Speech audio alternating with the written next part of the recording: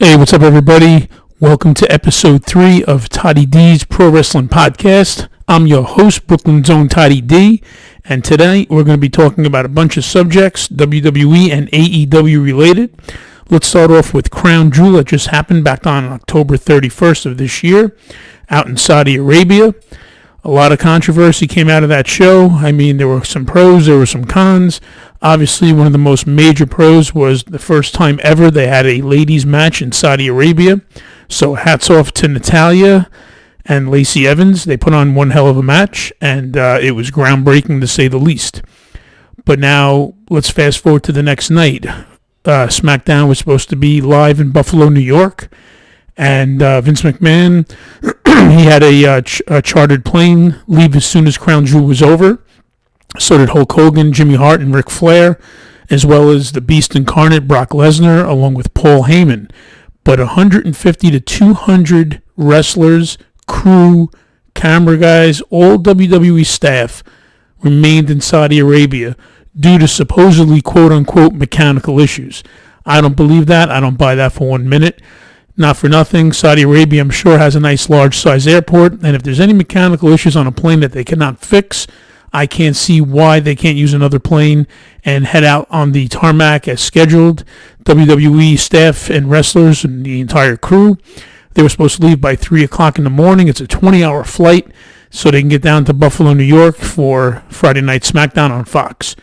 And as everybody knows, not only was the plane delayed for 6 hours on the tarmac, but then from there, the entire staff was told to get out of the plane and go to hotels in Riyadh and stay overnight. Now, the big story out of this is Vince McMahon supposedly cut the live feed in Saudi Arabia so they couldn't watch Crown Jewel live, and obviously it was a money issue. Some people are reporting anywhere from 30 to 50 million that was owed, or even 10 times that amount of 300 to 500 million that was owed. So your guess is as good as mine, folks, but obviously I think it was more than mechanical issues, if you get my drift.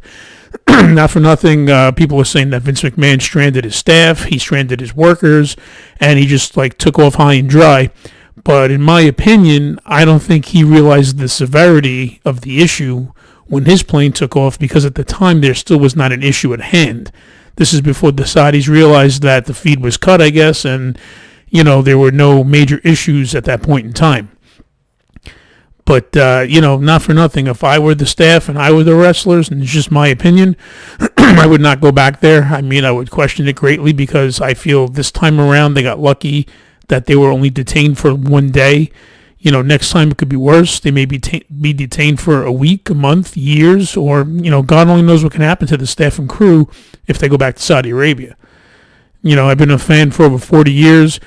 I'm a fan of travel. I love how WWE is global. They're a phenomenon. But if I were them, aside from the United States and Canada, I would go overseas sometimes on the European tours, and I would leave it at that. I mean, not for nothing, going to Saudi Arabia to me is a big risk. But again, that's just me. But one cool thing did come out of this whole debacle in Saudi Arabia and having the staff and crew not being able to make SmackDown on Friday night. I mean, the Beast came out with Paul Heyman in the beginning of the show for the opener, and basically he's taken that title, the World Heavyweight Championship, hostage, and he's bringing it over to Raw. But obviously that makes sense, because now the Fiend, Bray Wyatt, he'll take the Universal title and bring it over to SmackDown. So just a little switch. I mean, not a big deal. No loss, no gain. But this whole feud with Rey Mysterio, I'm more interested in that than the feud that he had in Crown Jewel with Cain Velasquez. I'm not a fan of these Johnny-come-lately entertainer guys that come into WWE or any other federation, organization in wrestling, and I feel like they make the wrestlers look bad, and I'm not a fan of the wrestlers jobbing out to these entertainers and stars. I mean, once in a blue moon, it's kind of funny. Like one time Hugh Jackman came out and he popped Dolph Ziggler. That was kind of funny, but it was just a quick, one-off. You get a guy like Braun Strowman, who's supposed to be the monster among men. He's a legit world's strongest tough guy. And have him get knocked out by Tyson Fury, who does not belong in our world of wrestling to begin with, things like that just really annoy me. And then, with Brock Lesnar and Cain Velasquez, I mean, it was literally a fake UFC fight. I mean, if I want to see UFC, I'll watch UFC. If I want to be entertained and watch wrestling, I'm going to watch wrestling. I couldn't believe that they actually had a staged UFC fight at Crown Jewel. It was horrible. I thought it was, just an embarrassment. But again, that's just my opinion. But getting back to the whole, fallout of Crown Jewel, one great thing that came out of, the people being detained was that, WWE needed NXT to come to SmackDown on Friday night. And boy, did they come to SmackDown. I mean, they came with a vengeance. They did an invasion angle, reminiscent to the old WWE, WCW with ECW, and, McMahon owned all three. But this I particularly liked a lot more. I mean, I'm a big fan of the NXT talent. I like Adam Cole. I think the Undisputed Era is awesome. I think it's one hell of a faction. And Shayna Baszler, I'm a big fan of hers. I mean, she's a legit badass.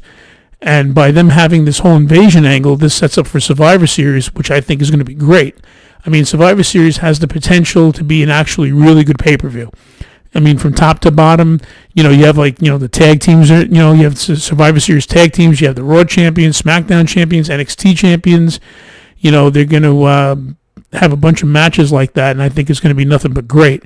And that takes me to tonight. You have the Wednesday Night Wars, NXT versus AEW. And let's face it, AEW's been crushing it. They've been killing it. Cody Rhodes and company, they're offering an alternative to what WWE has to offer, which I'm a big fan of. I feel the more wrestling that's out there, it's a win not just for the workers, but also for us as the fans. It's more to talk about, more to look forward to. Between the two of them, and you have NWA Power, you have Ring of Honor, Impact, New Japan. There's so many feds out there and organizations that, MLW. I mean, there's a bunch of them. So with the whole invasion angle, getting back to that with NXT, I think it's going to be great at Survivor Series. I like the way they did the one-on-one encounter on Monday Night Raw with Becky Lynch and Shayna Baszler. I thought that should have been saved for like a main event type of style for a WrestleMania match. The way they had that little, one-off with each other, like the pre-words to like a main event feel. I thought that should have been saved for a one-on-one match, but either way, I felt it worked. What I would have done, possibly what they should have done, what I would have done, is for the Survivor Series, instead of having, Becky Lynch, Shayna Baszler, and Bayley have that three-way match at Survivor Series, what I would have done was in the next few weeks, keep having the UFC 4 horsewomen come down to Raw, come down to SmackDown, jump Bayley, jump Becky, jump Charlotte, just jump all, and Sasha Banks, jump all four of them, one by one, and then the four horsewomen of wrestling, Sasha, Charlotte, Bayley, and Becky, they'll have no choice but to all band together and go up against Shayna Baszler with her crew and a returning, hopefully, Ronda Rousey. I mean, that would be awesome, a 4-on-4. That would be a legit horsewoman versus horsewoman. Wrestling fans have been wanting that for the longest time, but I guess that's going to be saved for a later date. But this NXT Invasion angle, I think, is going to be great. I'm looking forward to it. And speaking of the women, Natalya and Charlotte have been teaming up lately as a tag team, and I think it's pretty good for a switch. I mean, how many more titles is Charlotte going to get before 2020 rolls along? I mean, she's a 10-time champ already. I mean, enough's enough for now. I think they should cool it down, give some other ladies a chance to be able to get out there and, go for title matches and actually get some gold in the future. But putting Natalya and Charlotte as a team together, I think, is brilliant, and I think would be a good feud with the Kabuki Warriors, and eventually maybe, if the Kabuki Warriors drop the belts to Charlotte and to Natalya, that can maybe set up a angle between Asuka and Becky Lynch, like a like a one-off from the last match they had, that time when Asuka actually beat Becky. She tapped out, and later that night, that was during the Royal Rumble, and then Becky came back to win the Rumble. So not for nothing, if they do this would be a great rematch where, Becky can see if she actually has what it takes to take on Asuka one-on-one. But, it was funny because when Charlotte and Natalya wrestled the Kabuki Warriors, I was impressed that not only did they lose the Kabuki Warriors, but Asuka tapped out, but she tapped out to Natalya. And I feel the reason why they did that, they wanted to keep Natalya strong after that performance she had at Crown Jewel. So they want to keep the momentum going, keep it flowing, and, hopefully they can take that into Survivor Series and, beyond. And speaking of, this whole NXT angle, what's the deal with Seth Rollins? I mean, now the guy has no title. I cannot stand this vanilla babyface style that WWE has forced Seth Rollins into being. I think he's great as a heel. I don't think he should be a face. I think he's just boring, flat, and just monotone. And I just feel like the words are forced out when he's being either interviewed or he's cutting a promo. It doesn't seem legit. It doesn't seem natural. It's just not organic, But now the question is, on Monday night, Triple H came out with his boys and Seth Rollins is in the ring. So everybody's wondering are you with this or are you against this? So technically Seth didn't go to NXT. He didn't stick with Raw. But, at the end, there was a big melee out there, but it was brawling by the outside of the ring. And as everybody's fighting, for supremacy, Seth just hightailed it up the ramp and he left. So what does that tell everybody? Does Seth go to NXT? Does he stay with Monday Night Raw? More to follow with that. But I feel that NXT, and it's not a knock on Finn Balor, but if they're going to have any success and get any ratings against AEW Dynamite, they need more star power than just Finn Balor.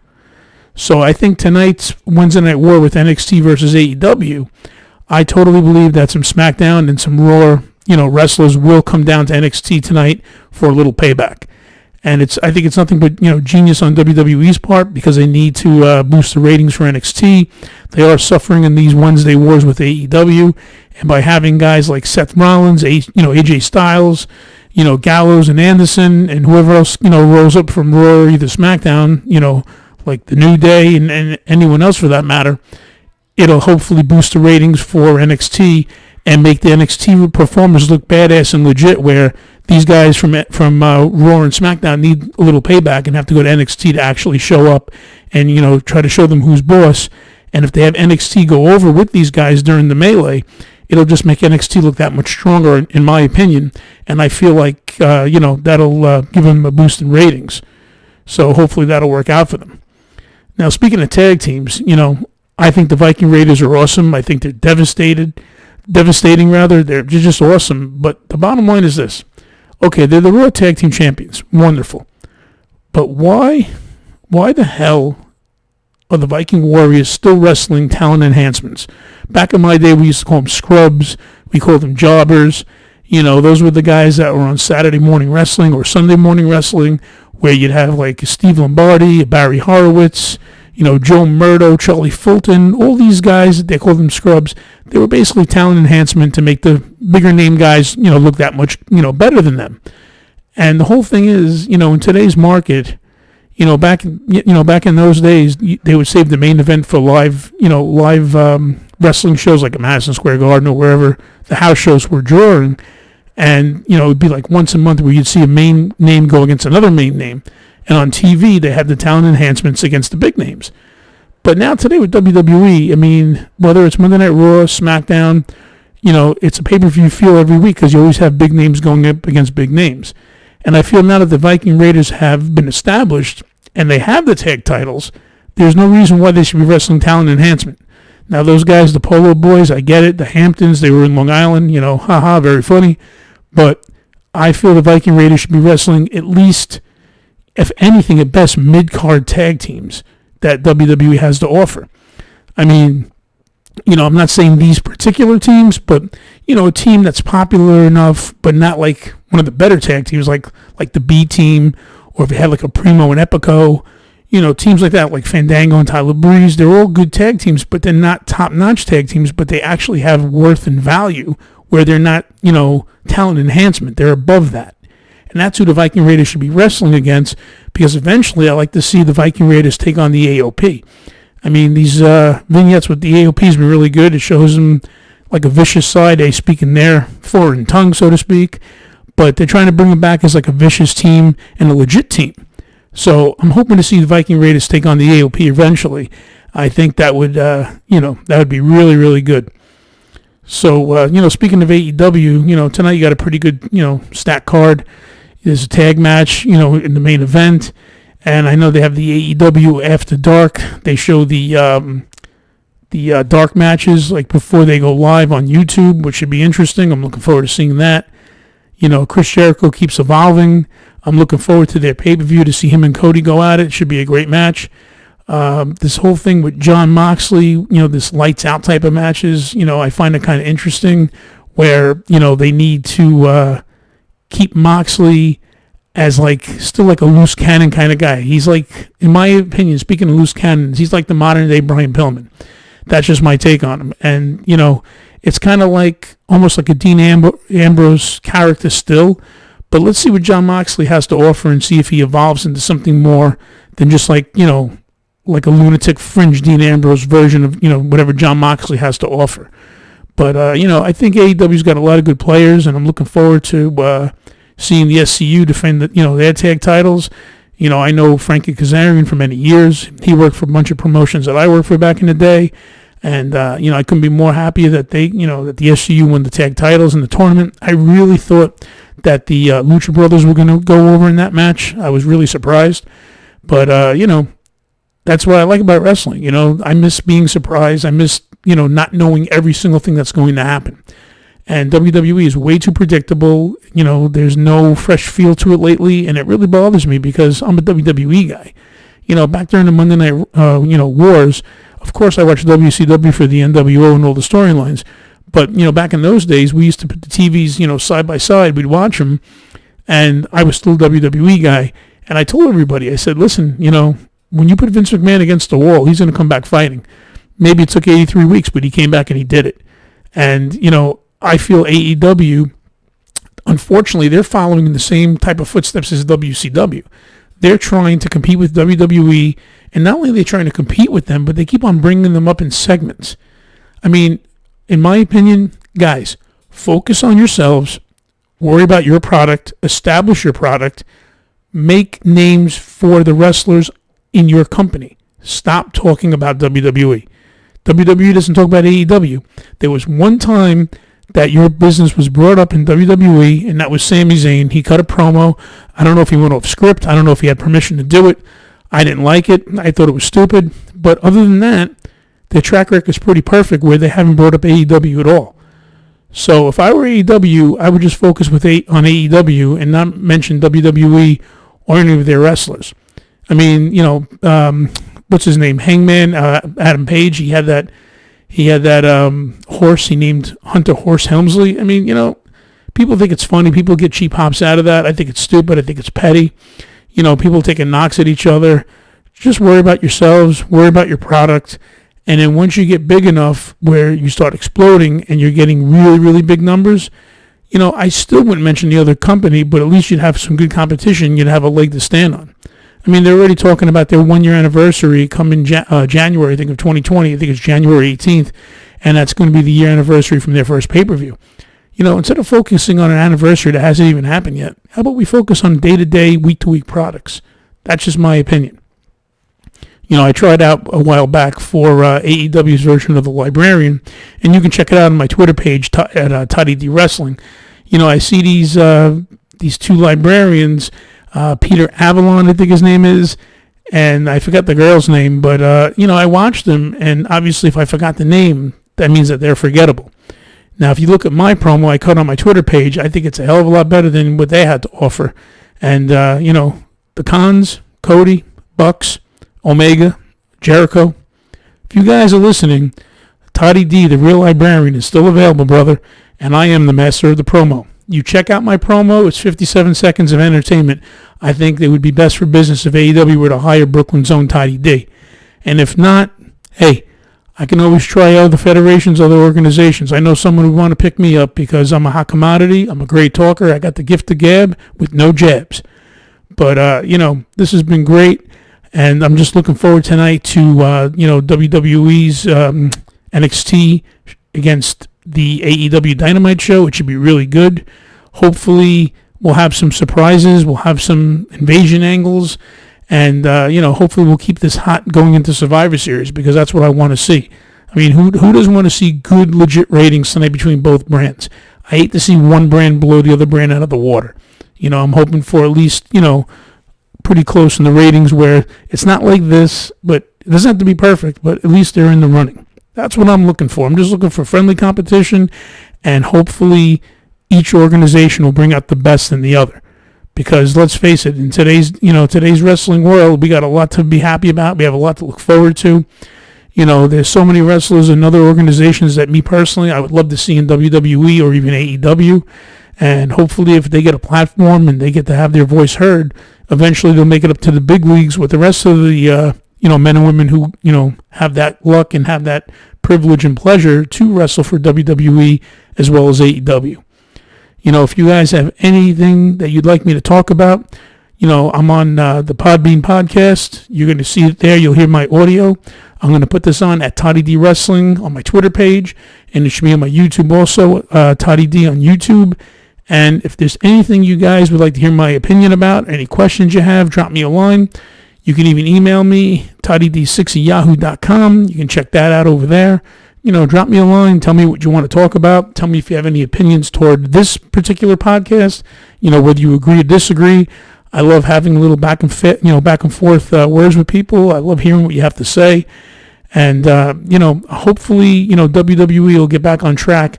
And with the card with the Survivor Series, like I said earlier, it looks really, really good. And I'm hoping that they start actually, slowing down with the storylines and actually having a build. Because back in my day, back in the dinosaur age, when I started watching wrestling, they used to have slow builds. They would build it little by little. They'd have teases, and then eventually they get to where they had to get to. But it was all in baby steps. I'll give you a perfect example. Back in the day, the Mega Powers, one of the coolest tag team combos of all time. So when they were established, I knew eventually that it was going to break up. I knew Macho Man was going to turn heel. But it wasn't like a quick thing. It was, over time. And you could see the cracks opening in the walls. You could see them starting to form the cracks. You could see Savage giving like the dirty look at Hogan when he'd hug Elizabeth.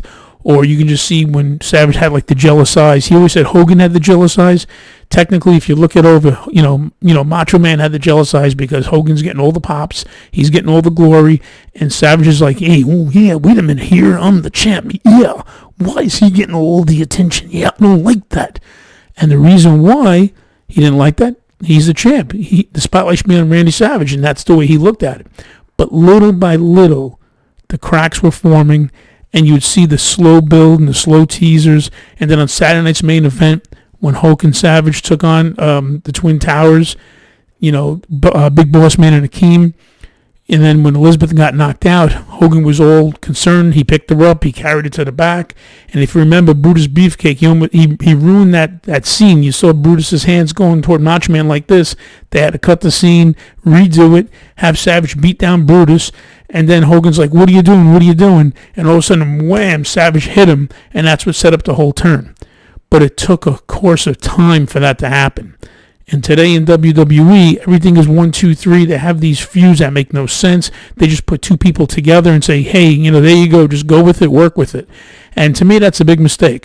You're taking away from the pleasure that the fans get in watching the build, watching the story, take place, watching it build. And, that's what I don't like about WWE is they rush things and it has like no meaning.